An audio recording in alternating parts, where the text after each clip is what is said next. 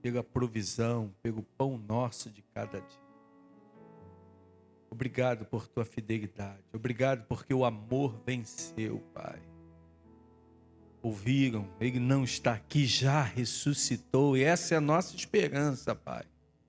Agora, fale conosco através da tua palavra. Pai. Use mais uma vez o irmão Júnior. Prepara o nosso coração, em nome de Jesus. Amém. Por favor, irmão Júnior.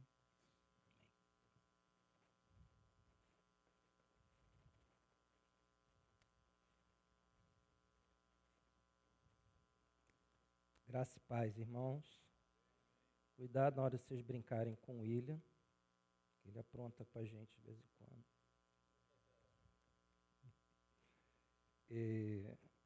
Nós ficamos hoje com o estudo da igreja em Tiatira. Eu até pedi, nós vamos ler Apocalipse 2, do 18 ao 29, tá? Mas antes de ler, eu gostaria de fazer algumas considerações.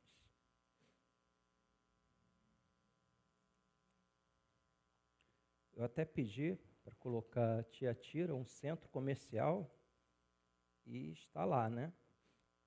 O que acontece? Tiatira não era nenhum centro religioso, político ou cultural. A sua importância era comercial. E é interessante quando a gente pensa num centro comercial, num lugar onde prevalece o comércio, né? E no discurso de Jesus, eu espero que não esteja sendo gravado aqui, né? O que um líder faz quando vê algum problema na sua equipe?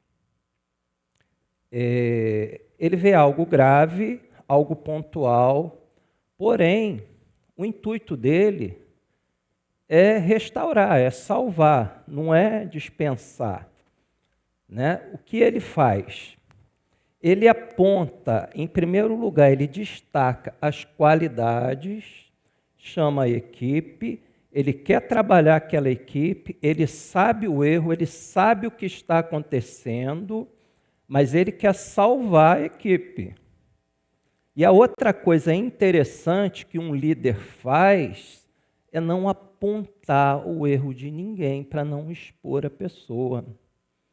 E também, isso eu aprendi com o tempo, que até você elogiar uma pessoa também não é muito bom, porque os demais podem se sentir desmerecidos. Não está me vendo? Então a gente tem que tomar cuidado com esses dois extremos, ao apontar o erro ou elogiar. Bem, o que um líder costuma fazer? Ele destaca as qualidades, mostra onde está bom, o que está sendo feito de bom, não desanimando a equipe, né? Que o intuito é o quê? Você manter aquela equipe trabalhando bem, né? Depois aponta os erros. Então, primeiro, mostra as qualidades, aponta os erros e vai mais adiante, dá a oportunidade de corrigir. E depois, aí sim, depois de mostrar quais são os erros, aí é que entra ou a punição, vai ser mandado embora, vai sair da equipe, ou a premiação. É assim que, como um centro comercial, uma cidade comercial, Jesus vem com esse discurso empresarial, digamos assim, comercial, né? Então, a gente sabendo disso, vamos ler agora a carta à igreja de Tiatira, que está a partir do versículo 18, eu estou na NVI, tá bom? Ao anjo em Tiatira escreva: estas são as palavras do Filho de Deus, cujos olhos são como chamas de fogo e os pés como bronze reluzente. Conheço as suas obras, o seu amor, a sua fé, o seu serviço, a sua perseverança, e sei que você está fazendo mais agora do que no princípio. Apontou as qualidades, mostrou quem é. No entanto, aqui vem o erro, né? Contra você tenho isso. Você tolera Jezabel, aquela mulher que se diz profetiza com seus ensinos, ela induz os meus servos à imoralidade sexual e a comerem alimentos sacrificados aos ídolos. Oportunidade. Dê-lhe tempo para que se arrependesse da sua imoralidade sexual, mas ela não quer se arrepender. Por isso, vou fazê-la adoecer e trarei grande sofrimento aos que cometem adultério com ela, a não ser que se arrependam das obras que ela pratica. Matarei os seus filhos ou discípulos dessa mulher.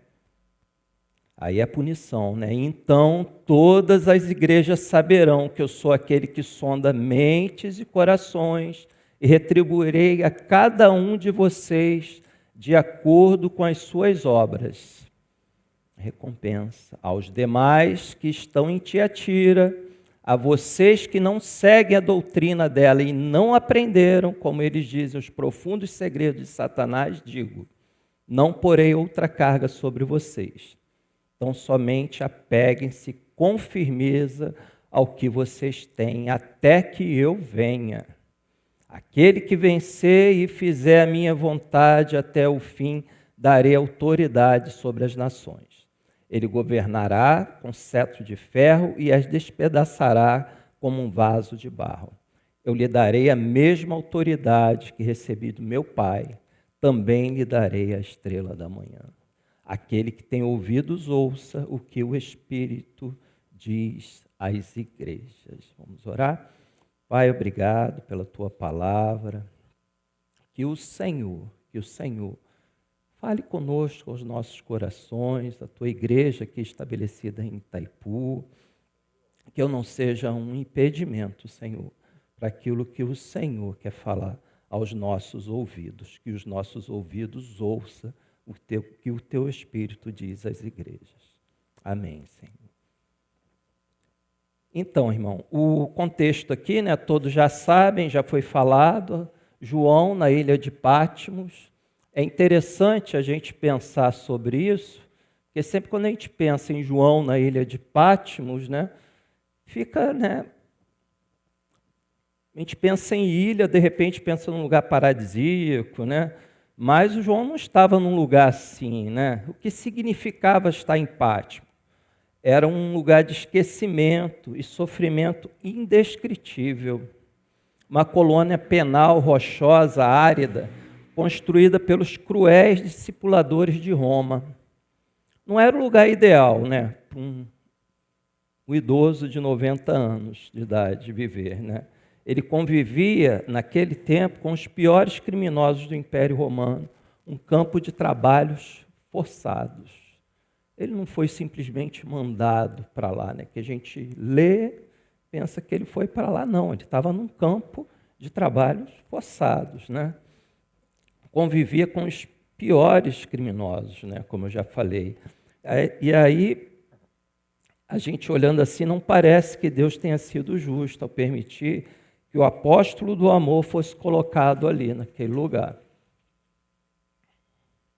No entanto, foi onde João recebeu a visita do próprio Senhor glorificado, os céus se abriram e foram descortinados os mistérios tremendos e surpreendentes que lhe foram revelados, segundo Steve Gallagher.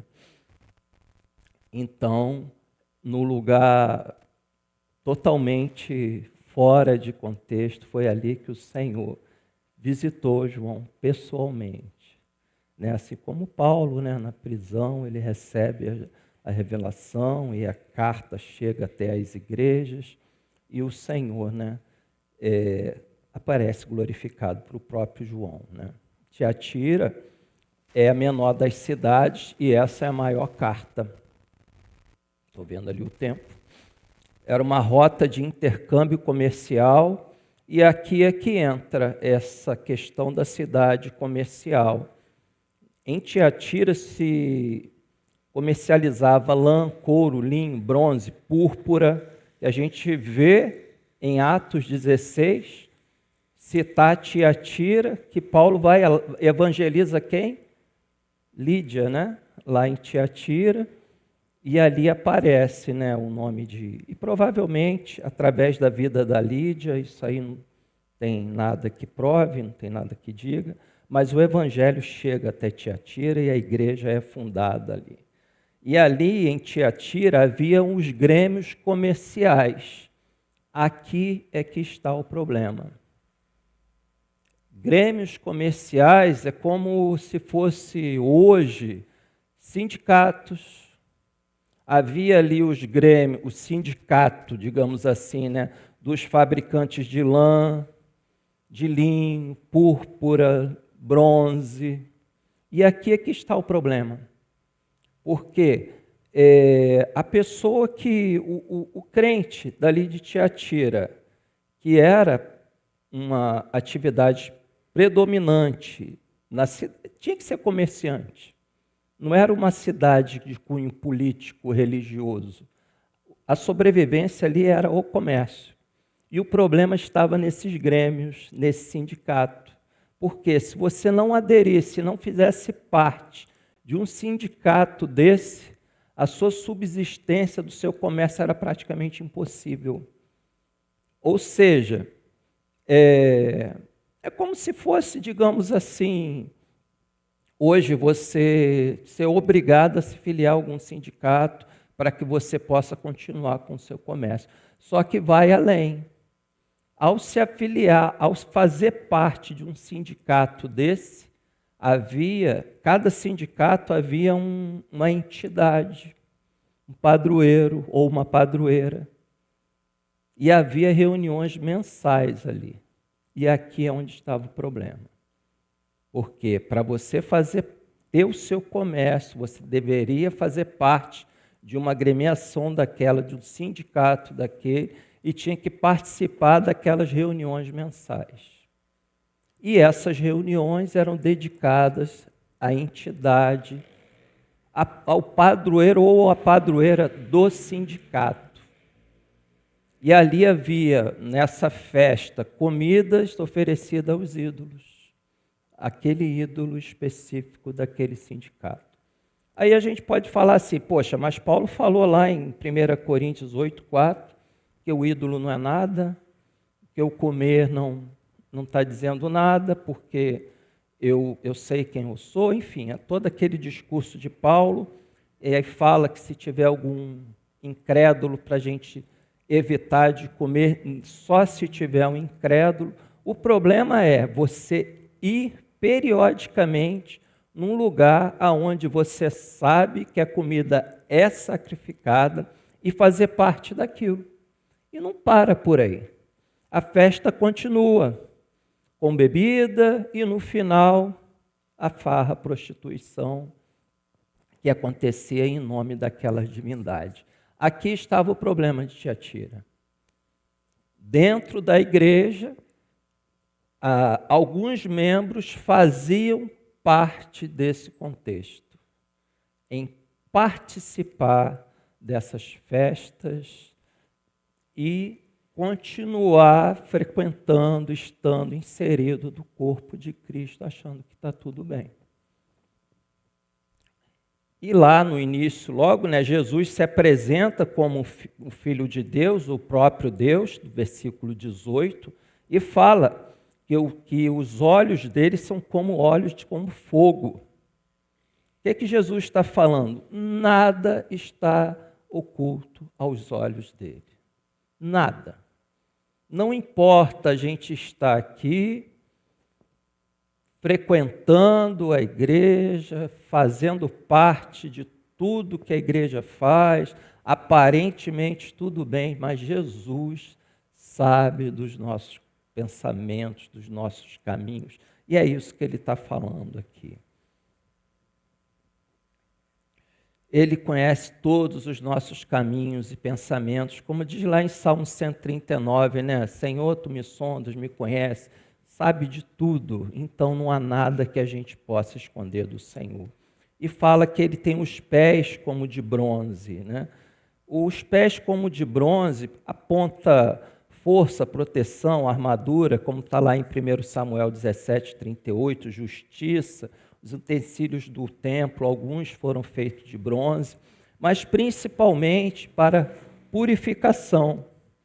Está lá em Êxodo 17 a 21, não vou abrir todos os versículos para não me estender muito, mas fala sobre aquela bacia de bronze, onde as pessoas tinham que lavar as mãos antes de adentrar no templo. Ali as pessoas eram purificadas. Os pés de bronze simboliza isso. O Senhor está mostrando que Ele é aquele que nos purifica. Bem-aventurados puros de coração, que verão a Deus, como nós estudamos o Sermão do Monte, né? Então, no versículo 19, ele primeiro se apresenta, mostra que sabe de todas as coisas, todos os pensamentos. É aquele que aponta para a purificação, os pés de bronze. Aí, do 19, fala sobre as qualidades da igreja em Tiatira, né? 5 qualidades: amor, fé, serviço, perseverança e crescimento. Olha só, que igreja boa, né?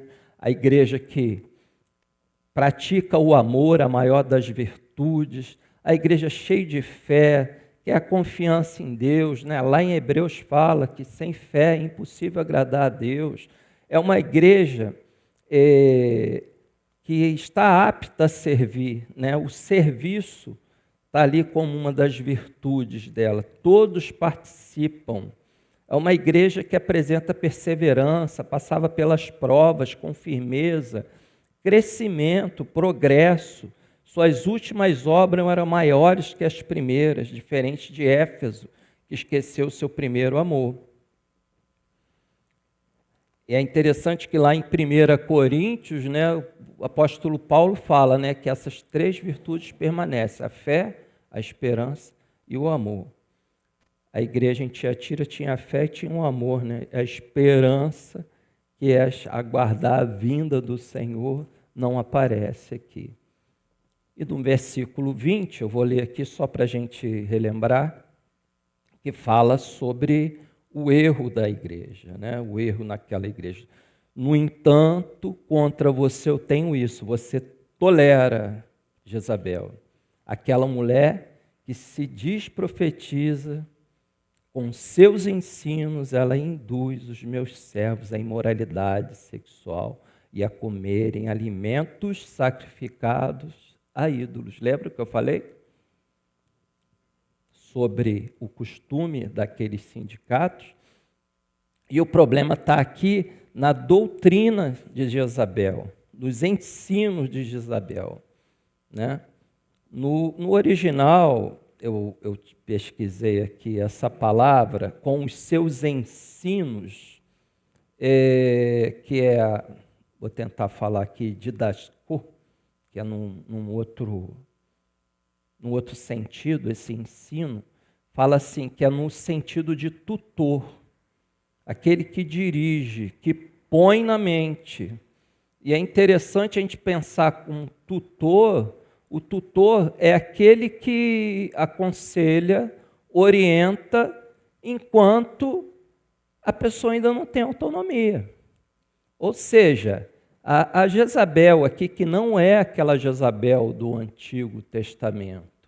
A maioria dos teólogos que eu pesquisei fala que é uma mulher mesmo, que induzia os discípulos lá, né, a membresia da igreja, a comer comida sacrificada a ídolos.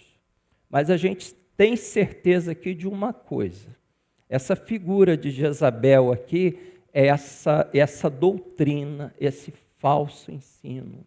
E quando a gente pensa em Jezabel, lá no Antigo Testamento, né, é aquela mulher que era filha de Etbaal, rei dos Sidônios, casada com Acabe, rei de Israel, manipuladora, idólatra e adúltera. Esse tipo de ensino que inserido na igreja de Tiatira, onde falava que dá para conciliar as duas coisas. Você pode continuar frequentando, pode fazer parte e ficar lá sacrificando aos ídolos, fazendo parte das festas. Então, essa doutrina que essa figura de Jezabel estava pregando lá, né? É interessante a gente pensar que na época de Jezabel, lá de Israel, né, do Antigo Testamento, o povo chegou a um ponto de não saber nem quem era o verdadeiro Deus. Eles cultuavam a Baal, achando que estavam cultuando a Deus. Motivo pelo qual Elias entra em cena e chama o povo para mostrar quem é o verdadeiro Deus. E tira da boca deles, só o Senhor é Deus. Elias apresenta o verdadeiro Deus. E Baal era aquele Deus da prosperidade, da fertilidade, da agricultura, que controlava a chuva. O que Elias faz? Sobre a minha palavra não vai mais chover. Assim como Moisés, né, quando começa a lançar aquelas pragas no Egito, cada praga daquela destronava um deus daquele. Aí o pastor Edson depois traz um estudo aí para a gente. Cada praga daquela tinha um sentido, eles cultuavam cada entidade daquela. Então, Elias vem para isso. Eles já não sabiam mais, dentro de Tiatira, né, quem era o verdadeiro Deus. É um sistema híbrido. A pessoa está, mas sem abrir mão de certas coisas que não agradam a Deus. Essa doutrina de Jezabel vem para dizer que está tudo bem.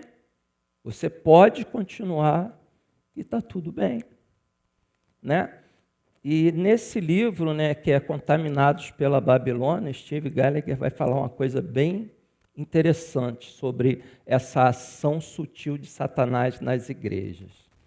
A ação sutil de Satanás estabeleceu uma mentalidade global, unificando homens na rebelião contra a lei divina. Esse sistema de valores está fundamentado no bem pessoal, temporário e não no eterno. Ou seja, o que vale, o que é bom para mim é desfrutar do que eu tenho que desfrutar hoje. Como lembrei da frase, né, da Ida, né? Nada que é eterno, tudo que não é eterno é eternamente inútil, né? Então é aquela coisa do prazer momentâneo e satisfazer as minhas vontades no aqui e agora. Eu estou fazendo o que me agrada e Deus está aprovando, porque Ele me entende. Afinal de contas, eu vou para a igreja, eu faço o que todo membro deve fazer, talvez até mais. Então, esse pecado aqui, Deus entende, né? O perigo está na sutileza desses poderes em ação na igreja. Como um câncer, o espírito do mundo é silencioso, persistente e metódico ao atacar uma célula de cada vez. Ele se infiltra nas igrejas, na família, na vida, substituindo todos os valores divinos por um novo sistema híbrido. Doutrina de Jezabel. O apóstolo Paulo advertiu, agora eu vou precisar, em 2 Coríntios 11, 3.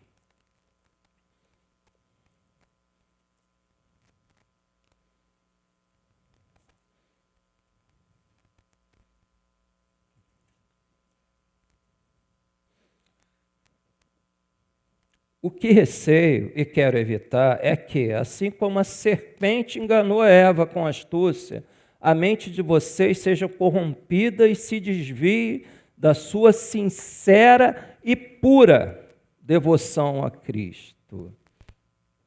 Os cristãos, portanto, são chamados para viver uma devoção sincera e pura a Jesus. Não dá para misturar, não dá para continuar com certas coisas que a gente traz lá de fora. Não tem jeito, não adianta, né? Conforme se aproxima o grande dia do Senhor, a ira de Satanás está sendo derramada contra os cristãos, pois sabe que lhe resta pouco tempo. Está lá em Apocalipse 12, 12. Nesse momento decisivo, o povo de Deus tolera uma mistura de cristianismo e paganismo. E sobre a idolatria de Israel, a Bíblia declara, 2 Reis 17, 33. Esse eu vou querer ler. 2 Reis 17, 33. Que como que o povo de Deus fazia, né? Adoravam o Senhor, mas também prestavam culto a seus próprios deuses, conforme os costumes das nações de onde haviam sido trazidos. Esse é o perigo. Nossa caminhada como servos do Senhor, certamente, né, corremos o risco de carregar algum ídolo sem perceber. Sutilmente nós somos tentados a fazer isso. Pega o ídolo, aquilo que a gente sabe que não agrada a Deus, e esconde. Não dá para a gente frequentar a igreja, dá para louvar, dá para... Assim como, né, a serpente falou com a Eva lá atrás, se você comer, você não vai morrer. Ela comeu. Viveu bastante tempo ainda, né? Só que morreu um dia. Então é sutil o que é oferecido, o que nos é proposto. Esse é o ensino e a doutrina de Jezabel. É aceitar, fazer concessões e continuar no meio. Hernando Dias Lopes vai falar uma coisa bem interessante, que em Tiatira tinha aqueles que eram fiéis ao Senhor, não aderiram a essa doutrina, existiam aqueles que toleravam e aqueles que praticavam. A pergunta é onde nós estamos. Devemos ter atenção aos ensinos do Senhor e rejeitar a doutrina de Jezabel, como Daniel fez lá, né? Ele botou no seu coração que não ia se contaminar com os alimentos sacrificados a ídolos. O jovem botou no coração e foi firme em suas convicções, e a gente sabe, né, quem foi Daniel. Jesus, no Sermão do Monte, lá no final, ele fala: cuidado com os falsos profetas. Eu vou ler Mateus 7,15. Nós estudamos sobre o Sermão do Monte, foi a última série que a igreja nos propôs aqui a estudar. Mateus 7,15. Cuidado com os falsos profetas. Ele vem a vocês vestidos de pele de ovelhas, mas por dentro são lobos devoradores. Vamos chamar de Tiatira. Tiatira tinha ali uma falsa, ela se denominava, né, como profetisa, onde aceitava certas concessões, né, como a gente observa por aí. Dá para continuar como servo. Você é aprovado pelo Senhor. Bota umas coisas na mente, né? Ainda em Mateus, né, Jesus fala que nem todo aquele que me diz Senhor, Senhor entrará no reino dos céus. Está em Mateus 7, 21. Mateus 6, 19 e 21. Vou ler também. E diz assim: não acumule para vocês tesouros na terra, onde a traça e a ferrugem destrói, onde os ladrões arrombam. Enfim, lá eu vou adiantar, né? No 24 diz assim: ninguém pode servir a dois senhores, pois odiará um e amará outro, se dedicará a um e desprezará o outro. Vocês não podem servir ao dinheiro e a Deus. Não pode. E a pergunta é: aonde está o seu coração? Aonde está o meu coração? Mateus 6, 22 e 23 vai falar sobre a cobiça dos olhos, né? Vou ler? Os olhos são a candeia do corpo. Se os seus olhos forem bons, todo o seu corpo será cheio de luz. Aonde nós temos colocado os nossos olhos quando a gente pensa que ninguém está vendo, né? As redes sociais, o celular agora a gente pode ver ele em qualquer lugar. Agora não, né? Pode ver ele em qualquer lugar, no banheiro, onde for, né? Aonde os nossos olhos estão. Nas ruas, o que nós vemos, as intenções, né? Jó fez um acordo com os olhos dele, Jó 31, para não cobiçar. Em 1 João 2,16 também vai falar sobre a cobiça, não vou ler por causa do tempo. Mateus 6, 24, aqui eu acabei pulando, né, que não devemos servir a dois senhores.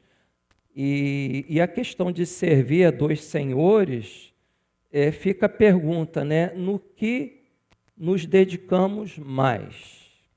Essa pergunta eu faço para mim. No que nós temos nos dedicados mais? E aí tem vários versículos aqui. Mas aí vem a pergunta, né? O que devemos fazer? Enxergar a nossa condição e se arrepender. Lembra o que eu falei sobre aquele líder? Que no caso aqui é o próprio Senhor. A intenção dele é salvar, é nos salvar. Devemos nos apartar daquilo que o Senhor não aprova. Em 2 Coríntios 6, 14, 18, essa eu vou ler também.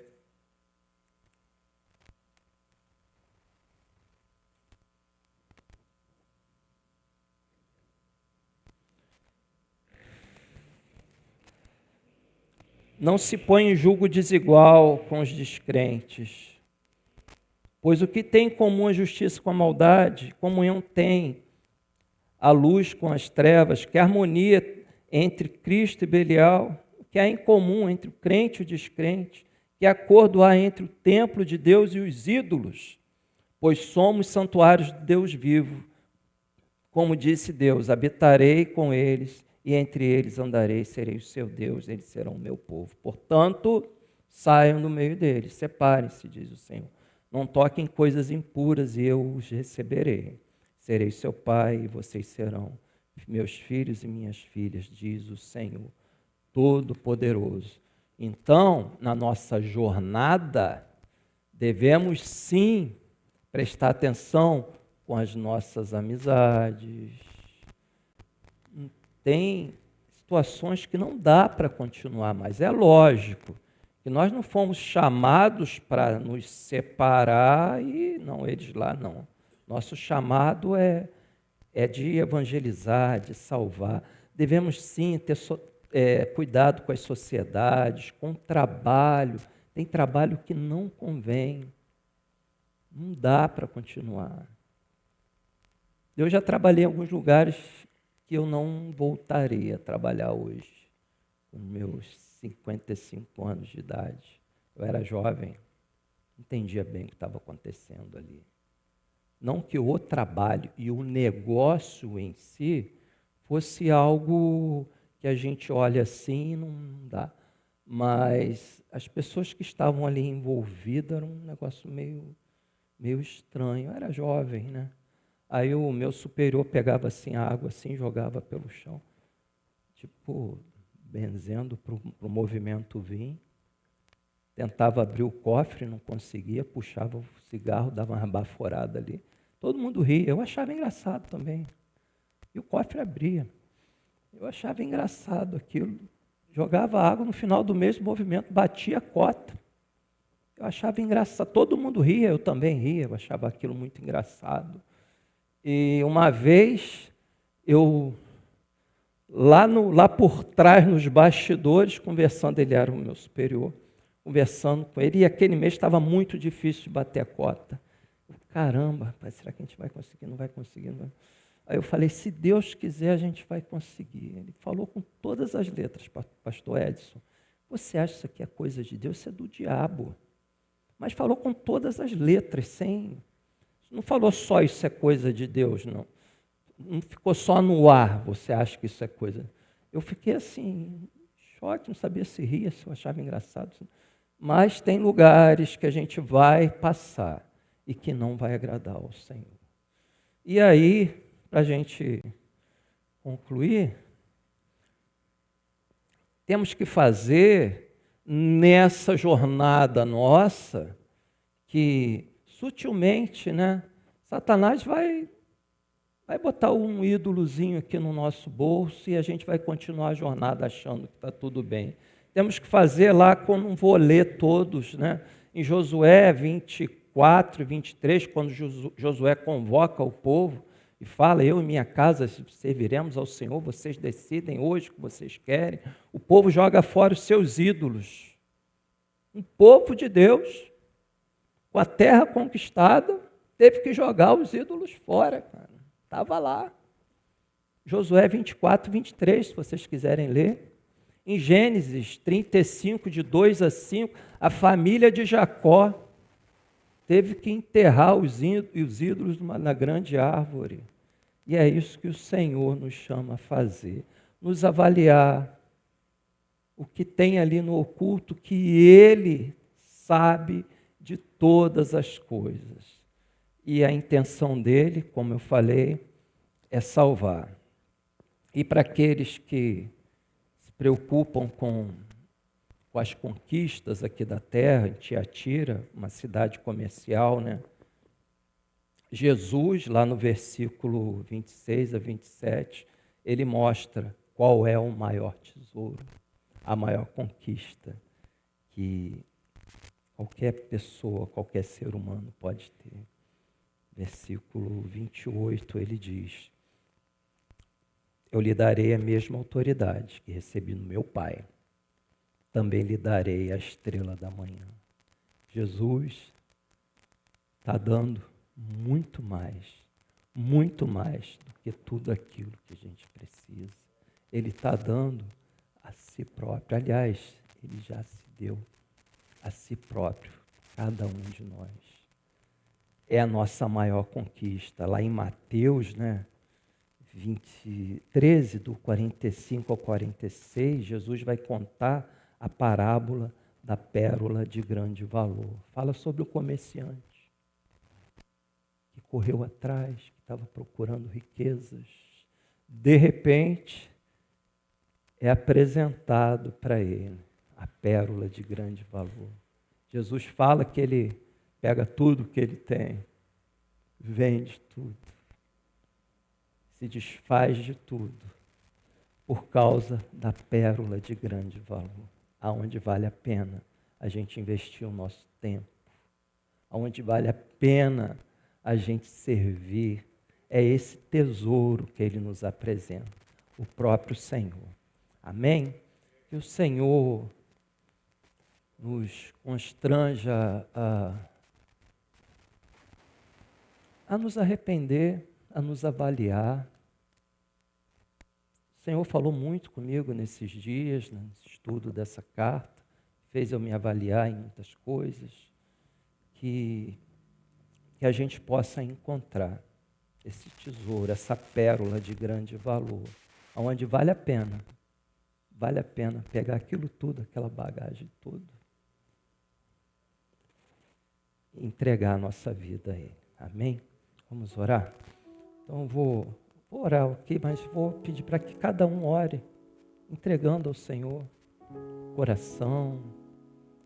Fala igual Davi: Senhor, tu me sondas e me conhece todos os meus pensamentos. Se há algum caminho mau em mim, Senhor, mostra. Jesus falou que nós faríamos obras maiores, iguais, até maiores. Mas como está o nosso coração, a nossa condição para ser usado por Ele?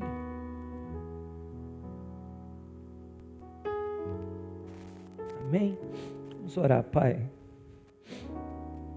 Sonda o nosso coração, Senhor. Perdoa porque carregamos sim, Senhor, ídolos. Às vezes até sem perceber. Mas o Senhor é o Deus que quer salvar. É o Deus que nos dá oportunidade. É o Deus que mostra que conhece todos os nossos caminhos. É o Deus que quer nos purificar, Senhor. Ser com cada um de nós aqui, Pai. É que eu te peço, já te agradecendo por tudo, em nome de Jesus. Amém. Amém. Se coloca de pé, vamos louvar o Senhor.